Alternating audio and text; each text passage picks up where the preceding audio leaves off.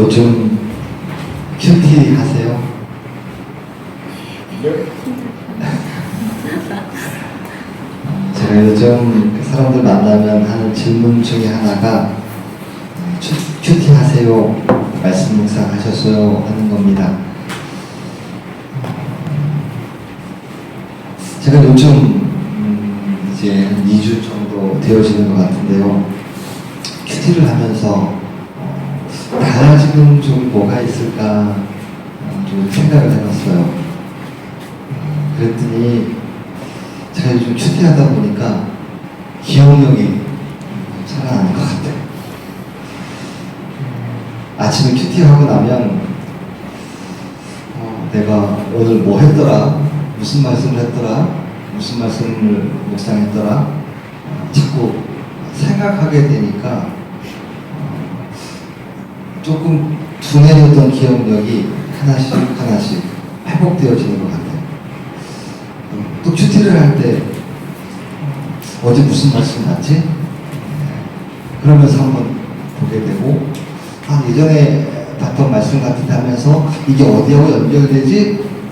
하면서 자꾸 생각을 하다 보니까 기억력이 조금씩 아주 희미하게 조금씩 되살아나고 있는 것 같아요. 또 누가 이렇게 만나서 이야기를 하려고 하면 저 사람하고 무슨 얘기를 해야 되지?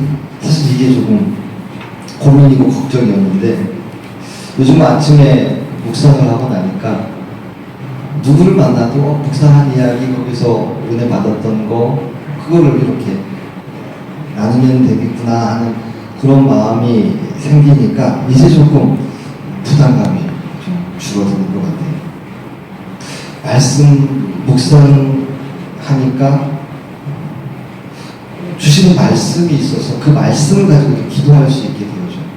그러다 보니까 제가 이제 조금 무뎌졌던 영성이 조금씩 회복되어져 가는 거 아니겠는가 하는 이런 생각을 가지게 되어져요.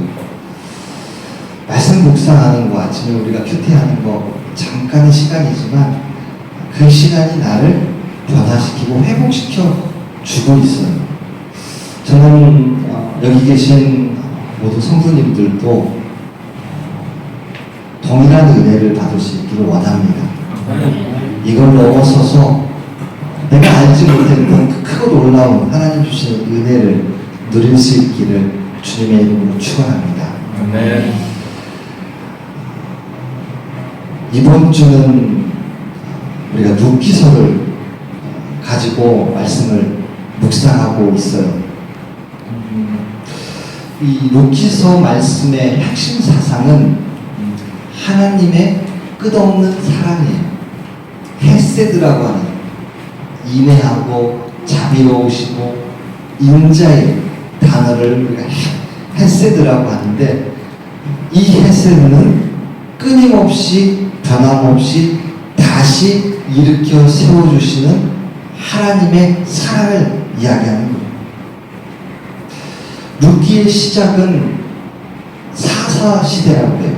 사사들이 치리하던 때에 라고 말씀은 시작되어져요. 이 룻기서 말씀을 앞에 성경의 구조적으로 보면 앞에는 사사기가 기록되어져 있고 뒤에는 사무엘서가 기록되어져 있어요. 사사의 시대가 끝날 즈음에 이스라엘 왕조 다윗 왕조가 시작되는 이 사무엘서 바로 앞에 기록되어져 있어요. 그래서 이 룻기서는 다윗 왕조의 시작이 어떻게 되어지는지 다윗의 조상들이 어떻게 하나님 앞에 구원을 받았는지 이거를 설명해주는 아주 귀중한 말씀입니다. 룻기서는 루시라고 하는 한 현숙한 여인을 통해 가지고 하나님께서 그 한 가정을 구원시켜 주셔요. 그런데 이 가정은 훗날에 어떤 가정이 되어지냐면 이스라엘의 왕인 다윗의 가문이 되어져 가는 거예요.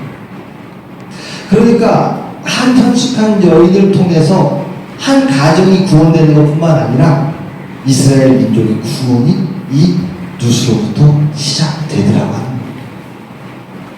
저는 이 룻기서를 보면서 어렸을 때 우리 교회 선생님들이 저희에게 들려주셨던 그 성경의 이야기들이 생각났어요. 성경의 내용들 어렵다 했었는데 선생님들이 분만 공부 시간에 내용을 간략하게 요약해 가지고 오셔가지고 저희들한테 이야기로 이렇게 설명을 해주시면 그때 그 성경에 대해서 참 많이 배웠던 기억이 나요. 이 룻기서는 이야기예요. 불과 4장밖에 되지 않는 말씀인데 그 룻기서를 보다 보면 문학적으로 이야기의 플롯들이 많아요. 간결하게 플롯 구성을 통해 가지고 전체의 하나님의 뜻, 전체 성경의 전체를 함축하고 있는 그런 아주 좋은 이야기와 같은 말씀이에요. 그래서 저는 이 룻기서를 보면서 엄마들이, 아빠들이 이 이야기를 이렇게 자녀들에게 들려주면 참 좋겠다. 마치 할머니, 할아버지가 손자, 손녀들에게 옛날 이야기, 동화 들려주는 것처럼 이렇게 가족들이 모여서 이 룻기서를 이야기해주고 하면 참 좋겠다. 불과 4장밖에 되지 않으니까 한번 큐티 혹시 안 하시는 분들 있으면 여기를 한번 쭉 읽어보세요. 그러면 시간도 금방 지나가요. 그리고 이야기를 읽으면서 룻이 나오고 나오미가 나오고 또 베들레헴이라고 하는 익숙한 지역도 나오고 또 그들이 다시 그 베들레헴에 돌아와가지고 하나님의 그 백성으로 하나님의 자녀들을 낳는 그런 이야기들이 이 룻기를 통해서 나오니까 한번 읽어보고 그렇게 기억하고 있다가 가족들이 만나고 자녀들 만나면 이렇게 전해주면 참 좋겠다는 생각이 들어요. 올해가 이번 달에 특별히 가정의 달이잖아. 이 가정의 달을 통해서 우리 부모님들이 자녀들에게 신앙을 이야기해 줄 수 있고 자녀들이 부모님을 통해서 신앙을 배울 수 있다면 그것이 가장 행복한 그런 가정의 달이 아닐까 저 생각되어져요. 사사시대 때 이때에 흉년이 들었다고 말씀하고 있어요. 유대 땅 베들레헴, 유대 땅 베들레헴이라고 하는 마을에 엘리멜렉과 그의 아내 나오미가 살았는데 그때 흉년이 들어서 이 부부가 먹을 것을 찾아서 고향 베들레헴을 떠나서 모압 땅으로 이주해 갔다.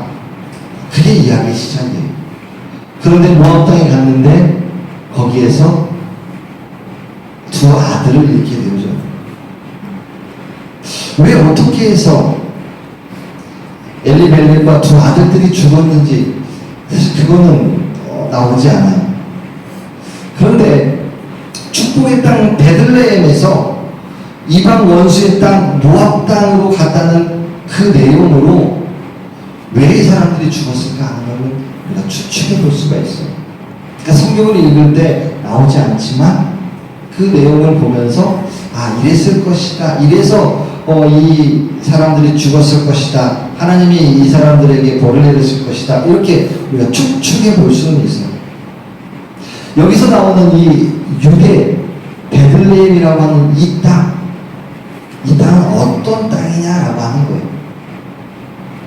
유대인들에게 있어서 유대 땅 베들레헴, 이곳은 애굽에서 이스라엘 백성들을 홍해를 건너게 하시고 광야를 지나가게 하셔서 그래서 40년 넘게 그 수고하고 애쓰는 가운데 하나님이 주신 축복의 땅, 이 땅이 가나안 땅, 이 땅이 바로 유대 땅이라고 하는 거예요. 다시 말하면 이 유대 땅, 베들레헴 땅은 축복의 땅이에요. 그런데 그 축복의 땅에, 약속의 땅에 지금 흉년이 들었다고 하는 거예요.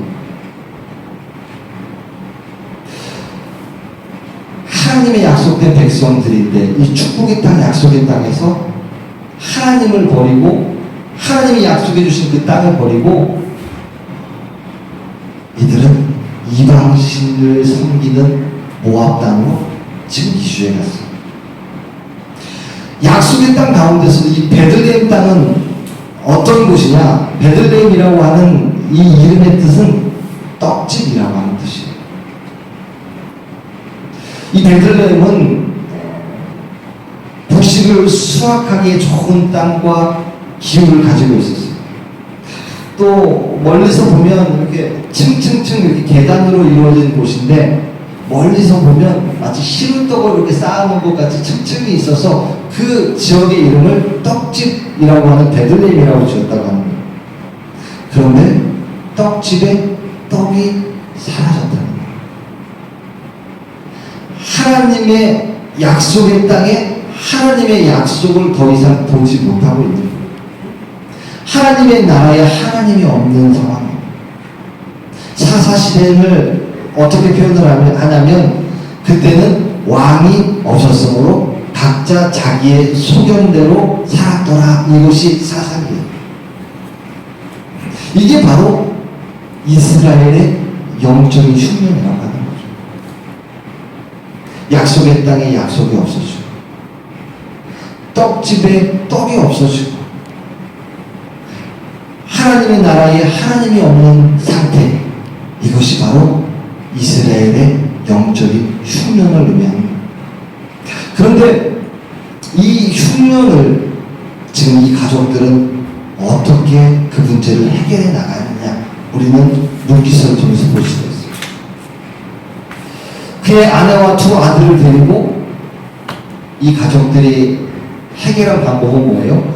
그의 아내와 두 아들을 데리고 모압 지방에 가서 거류하였는데, 다시 말하면 모압 지방으로 이주했다는 거예요. 약속의 땅, 축복의 땅을 버리고 이방 신을 섬기고 있는 모압 땅으로 가버렸다는 거예요. 그래서 그곳에 가서 이방의 여인들과 그 아들들을 결혼시켜요. 이제 조금 실마리가 풀려지기 시작하죠. 왜 하나님께서 이 가정에게 하나님께서 벌을 주셨는 거죠. 모압 족속은 어떤 족속이냐면 아브라함의 그 조카 롯이 있었어요. 그 롯의 후손들이 바로 이 모압 족속이에요. 롯이 소돔과 고모라라고 하는 눈에 보기 좋은 땅으로 살려고 했잖아요. 그 자손들이 택한 땅이 바로 그 모압 땅이에요. 눈에 보기 좋은 땅. 거기 가면 뭐 좋은 게 있을 것 같고 풍성한 게 있을 것 같고, 그래서 살았던 곳이 그 모압 땅이고 그 요단강 동편에 있던 땅이에요. 우리가 미가서 읽을 때 이스라엘 백성들이 광야를 거쳐서 요단강을 건너려고 할 때 모압 왕이었던 발락이 선지자 발람을 통해 가지고 이스라엘 백성을 저주하라고 했던 그 왕이 발람 왕, 그 모압 왕이에요. 그런데 지금 이 나오미의 가족이 그곳 모압 땅으로 갔다는 거예요. 약속의 땅을 버리고 모압 땅으로 갔다는 거예요. 거기에는 보기도 좋고, 거기에 가면 곡식이 풍성할 것 같고, 거기에 가면 우리가 잘 살 수 있을 것 같아요. 아마 이 나오미의 마음은 이런 마음이었어요. 먹고 살기 위해서는 우리가 어디든 못 가겠느냐, 그런 마음이었습니다. 요즘 우리 그런 생각할 수 있죠. 돈 벌기 위해서는 내가 무슨 일이든 못하겠느냐, 내가 좋은 대학 가기 위해서는 무슨 일이든 못하겠느냐, 내가 내 자녀들 좋은 직장 보내려고 한다면, 보낼 수만 있다면 내가 무슨 일이든 못하겠느냐, 이런 마음이었습니다. 그런데 하나님의 백성은 구별된 백성. 먹고 살기 위해서 우리가 무엇을 할 수 있는 존재가 아니라 하나님의 백성은 하나님의 영광을 위해서 살아가야 될 백성이라는 거예요. 돈이면 돈을 벌 수 있다면, 돈이 된다면 내가 뭐든지 할 수 있다, 이렇게 살아가는 사람들이 아니라 하나님의 영광이 먼저다라고 사는 존재가 바로 하나님의 백성, 구별된 거룩한 하나님의 백성이라고 하는 거예요. 기독교인들하고 비기독교인들하고 차이가 뭐냐? 이건 구별됨이에요. 거룩하게 구별됨이에요. 기독교인들은 하나님의 백성으로서 거룩하게 구별된 존재로 살아가는 사람들이, 우리가 지금 이곳 인도에서 살고 있는데 우리가 인도 사람들하고 구별된 점은 뭐가 있을까요? 우리 가끔 만나서 이야기할 때 여러 가지 이야기들을 하죠. 시간에 대한 이야기들도 하고, 어떤 책임감에 대한 이야기들도 하고, 약속을 하고 약속을 지키는 것에 관한 이야기들도 하고.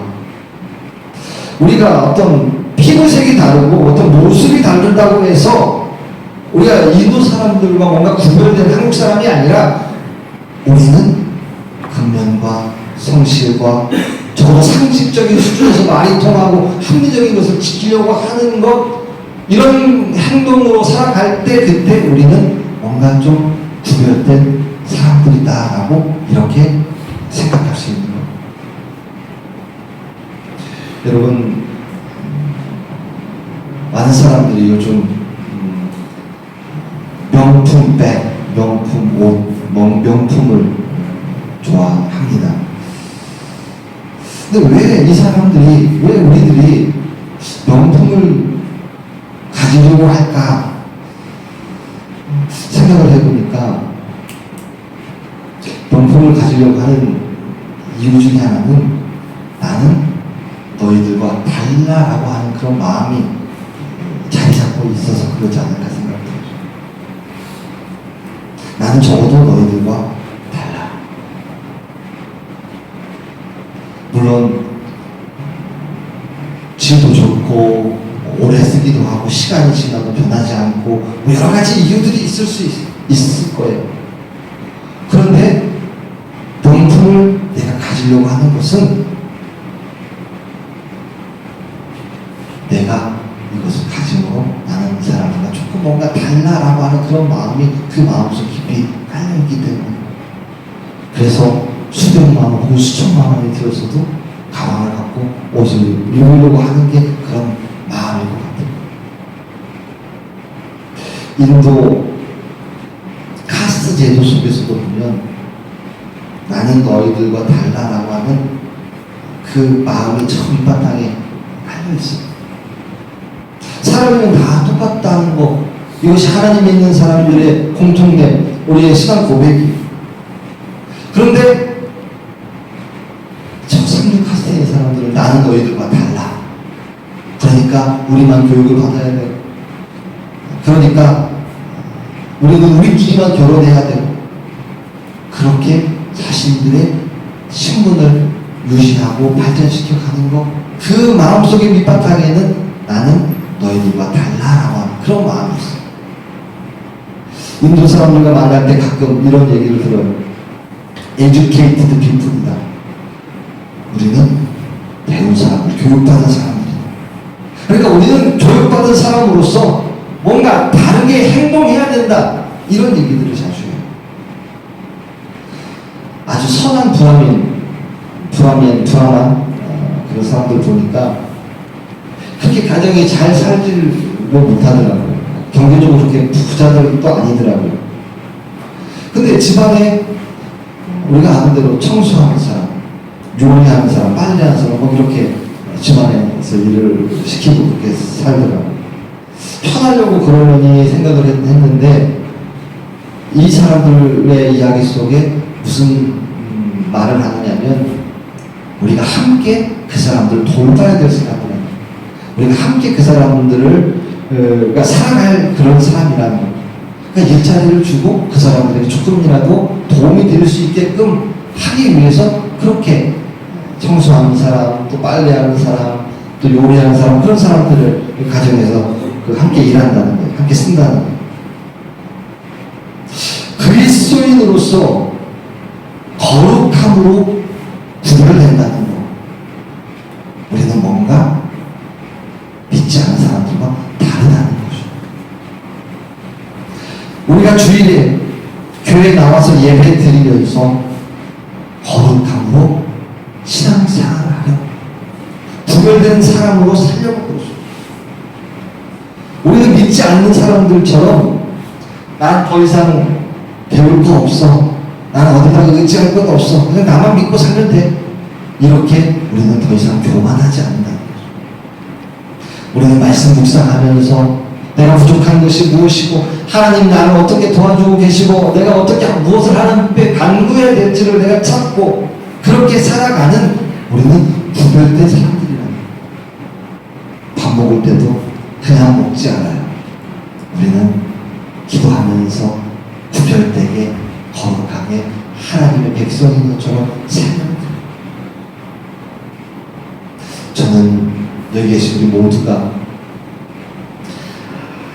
거룩한 구별됨으로 하나님의 우리 크리스찬의 명품 크리스찬, 하나님의 명품 자녀들이 될 수 있기를 주님의 이름으로 축원합니다. 엘리멜렉과 이 나오미, 이 가족들이 약속의 땅 베들레헴을 떠나서 모압 땅으로 갔다는 것은 이 흉년이라는 고난 속에서 거룩함으로 구별된 백성으로 살지 못했다는 거예요. 먹기 위해서 내가 무슨 일이든 하지, 먹고 살기 위해서 내가 어디든 가지, 그것을 선택했다는 거예요. 이것이 바로 이 가족의 문제가 시작됐다는 거예요. 믿음의 조상 아브라함도 이삭도 야곱도 인생의 흉년을 다 겪었어요. 이들뿐만 아니라 역사상 모든 사람들은 그 삶의 인생의 흉년을 겪게 되어져요. 고통을 겪게 되어져요. 심지어는 예수님까지도 그 인생의 마지막 고난을 당하셨어요. 그러나 하나님의 사람들은 거룩한 구별됨으로 그 모든 것을 이겨낸다는 거예요. 거룩한 구별됨으로 그들에게 흉년이 오고 고난이 왔을 때 그것을 이겨낼 수 있는 힘을 받았다는 거예요. 아이들이 좋은 대학에 들어가는 것하고 떨어져서 재수하고 삼수하는 것, 여러분 무엇이 축복이에요? 물론 좋은 대학에 들어가는 것이 축복이라고 얘기하고요. 어떤 집사님이 아들이 공부를 잘해요. 공부 잘하는 것도 축복으로 생각했어요. 그래서 공부 때문에 이제 잘하는 아이 학원에서 더 잘하게 해주려고 했어요. 그런데 공부를 잘하니까 그 잘하는 아이들도 몇 명 모아서 또 특별 과외를 하게 되는 거예요. 한 팀을 짜서 특별 과외를 하게 되는데 도저히 시간이 안 나오는 거예요. 그러니까 어떻게 해야 돼요?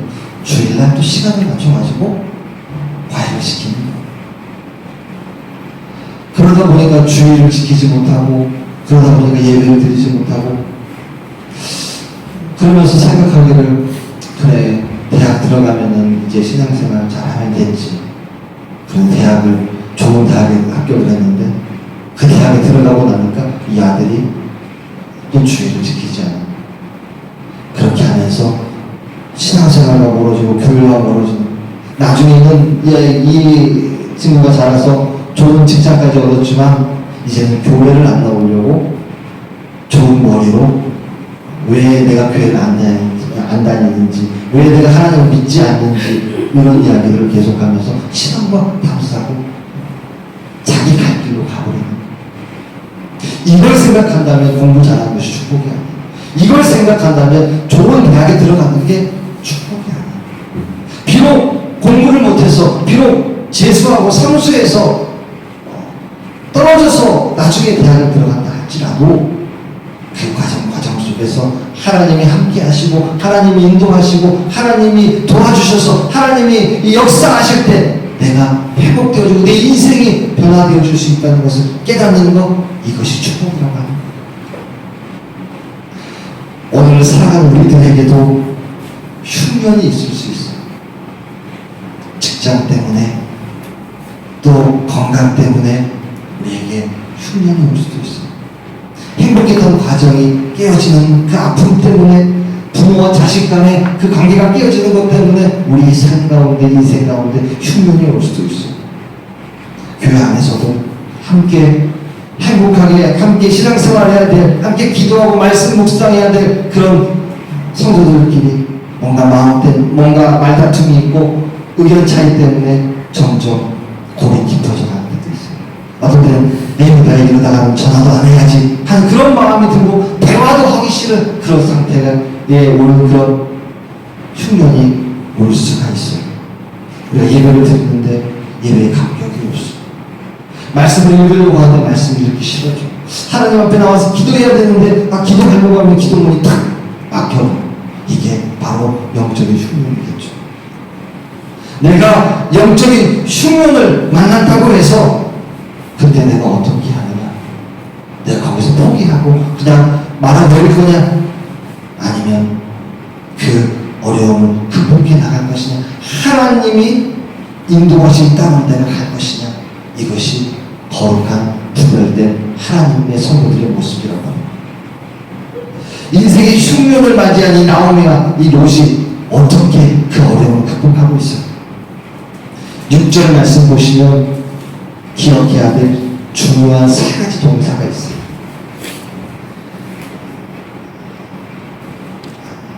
이 나오미는 6절에 보시면 그녀이 모압 지방에서 여호와께서 자기 백성을 돌보시사 그들에게 양식을 주셨다 함을 듣고, 여기서 나온 동사가 듣고예요.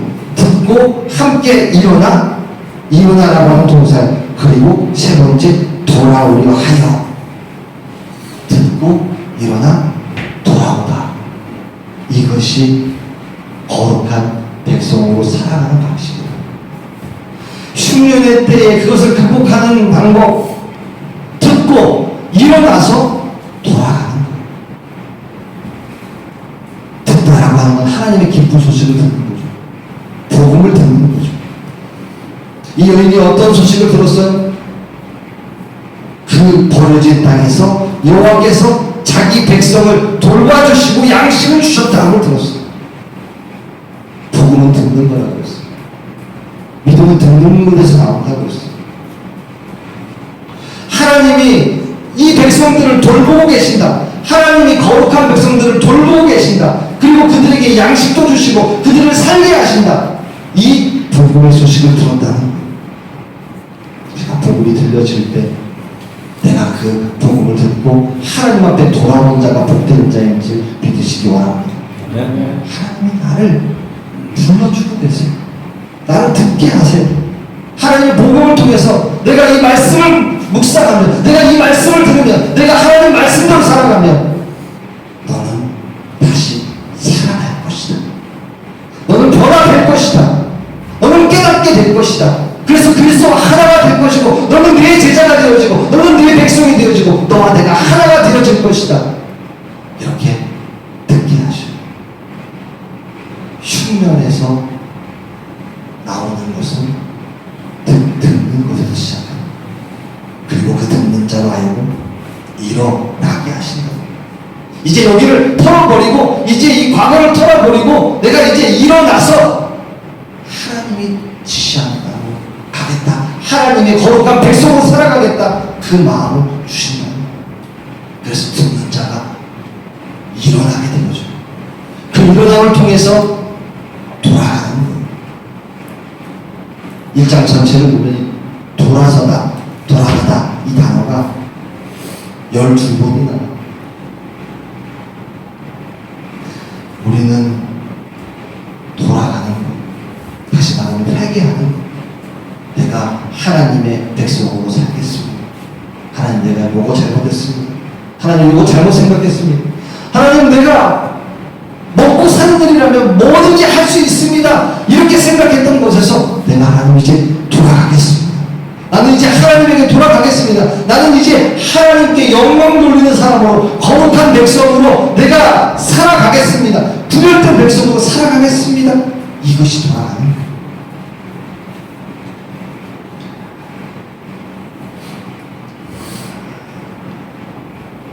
돌아가려고 하는 백성들을 끝까지 하나님께서 용서해 주시고 그들이 다시 돌아와서 하나님의 백성으로 살게 하는 것, 이것이 헤세드의 사랑입니다. 한결같이 끝없이 마지막까지 다시 돌아오기를 기대하시는 하나님의 사랑, 이것이 바로 헤세드, 하나님의 사랑이라는 거예요. 먹고 살려면 어디든지 가보자, 내가 무슨 일이든 하겠다 했던 이 나오미가 이제는 내가 하나님의 돌아오심 속에 살겠습니다. 그래서 내가 다시 돌아서 하나님의 약속의 땅으로 베들레헴으로 돌아가는, 이것이 루기의 주제예요. 떠난 자를 한없이 기다려주시고 영접하시는 하나님의 사랑이죠. 도와줄 사람 하나 없지만 그 하나님께서 나를 돌보실 것이고 나를 보호하실 것이고 나에게 베푸실 것이라고 믿음을 가지고 다시 돌아가는 그 하나님의 헤세드의 사랑을 기대하는, 이것이 바로 루기의 주제입니다. 하나님의 백성이 될 수 없는 그런 조건을 가졌지만, 이방 여인 룻이었지만 하나님은 그 룻을 선택하시고 그 여인을 축복하시고 그 여인을 통해서 다윗 왕의 왕가를 이어가는 어머니가 되게 하셨던, 이것이 바로 하나님의 헤세드 사랑이라는 거예요. 헤세드, 그것은 하나님의 사랑이고 하나님의 새로운 차원의 사랑이에요. 제한이 없는 사랑이에요. 다시 돌아오게 하시는 사랑이에요.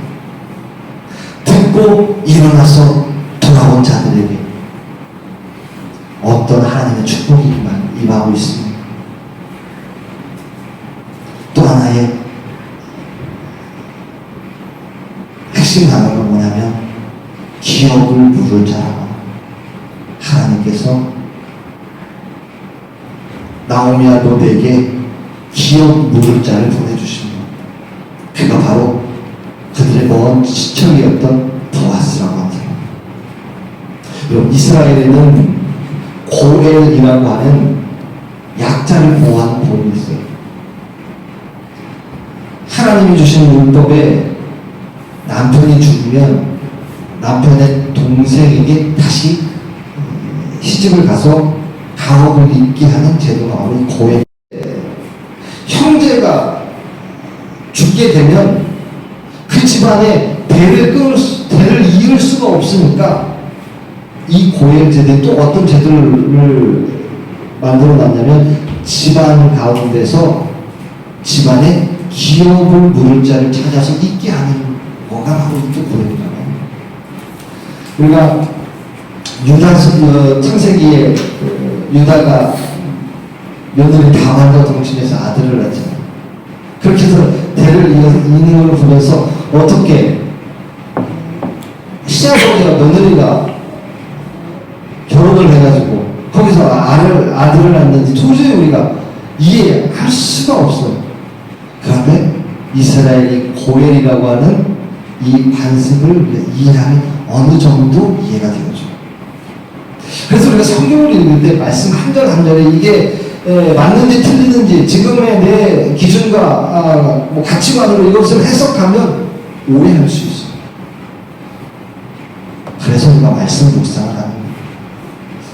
제가 어제 우리 묵상했던 3장 말씀 가운데 보아스가 롯과 이 하룻밤 자는 그 장면을 이렇게 읽으면서 무슨 성경에 불륜의 러브 스토리가 나오나 이렇게 한번 쭉 읽으면서 이거 불륜인데 이거 러브 스토리인데 이게 딱 제 생각이 들어요. 그런데 묵상하면서 읽다 보니까 구속사적으로, 그러니까 이걸 예수님이 태어나심을 놓고 성경을 쭉 보는 걸 주석사적인 관점이라고 하는데, 먼 훗날에 보아스와 룻을 통해서 다윗을 낳고, 다윗 이후에 28대가 지나서 예수님이 태어나는 것을 놓고 본다고 한다면, 예수님은 약자를 위로하고, 가난한 자, 병든 자를 돕고 치료해 주시고, 과부와 창녀들도 세리까지도 내 친구고 그들을 구원해 주시려고 했던 그 예수님의 그 심성이 어디서 나왔을까?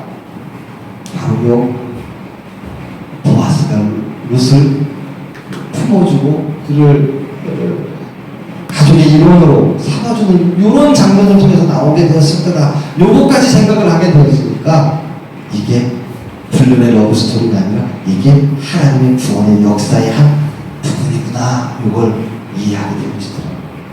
그래서 우리가 말씀 묵상, 문자적으로 이해하는 게 아니고 말씀 하나하나 가지고 내가 그걸 해석해내는 것이 아니라 묵상을 통해서 깊이 들여다보고 왜 하나님께서 요 말씀을 요 안에 넣었을까? 이것이 이 성경 전체적으로 어떤 의미가 있을까? 요것까지 바라보는 거, 이것이 바로 묵상해 주는 유익이라고 하는 거예요. 하나님은 헤세드의 사람이 4장 마지막에 나오는 족보를 통해서 결론을 지어주고 계십니다. 룻과 보아스가 아들을 낳았는데 그의 이름이 오벳이라. 근데 이 오벳은 어떤 사람이냐면 다윗의 아버지인 이새의 아버지입니다.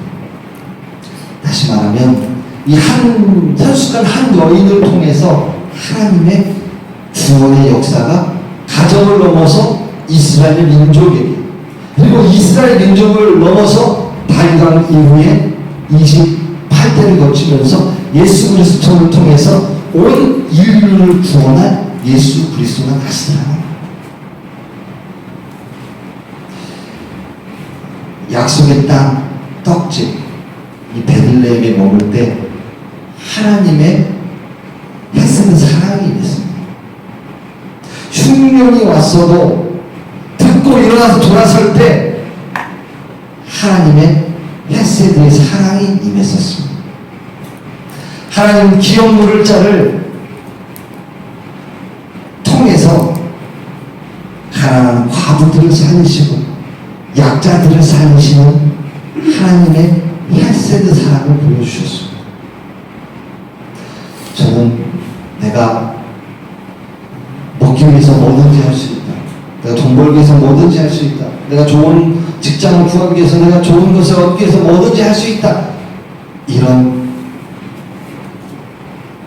마음에서 돌아서서 모압 땅을 버리고 다시 약속의 땅, 하나님이 약속하시고 하나님이 축복해 주신 그 땅으로, 그 신앙의 곳으로 돌아갈 수 있기를 원합니다. 우리 하나님 주신 이 성전이, 우리 드림 교회가 약속의 땅이 되어주고 축복의 땅이 되어주고 베들레헴이 되어주기를 원합니다. 이것을 통해서 내가 룻과 같은 하나님의 축복의 통로가 되어주고 내가 구원된 백성으로 살아가는 그 모습들을 통해서 하나님의 헤세드의 사랑을 누릴 수 있는 그런 저와 여러분 될 수 있기를 주님의 이름으로 축원합니다. 하나님, 저희들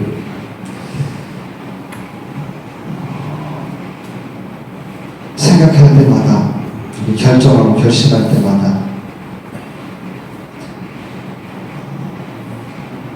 나오미와 같은 잘못된 결정하지 않게 하시고, 그러나 하나님은 우리들에게 말씀하실 때 복음을 듣고 돌아서게 하시고 다시 돌아와서 축복의 땅으로 살아갈 수 있는 저희들 되게 하여 주시옵소서.